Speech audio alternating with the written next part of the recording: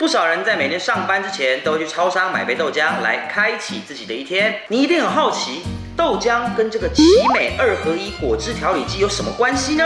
恭喜你，因为有了它，你就再也不用去外面买豆浆了。首先，将买回来的黄豆泡6到8小时的水，接着倒入黄豆10倍量的水，开打。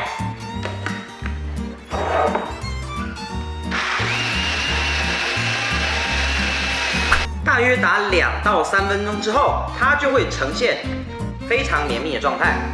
不过这是还不能喝的，你必须要再把它拿去用小火慢煮后滤渣，就可以完成。是不是超级简单？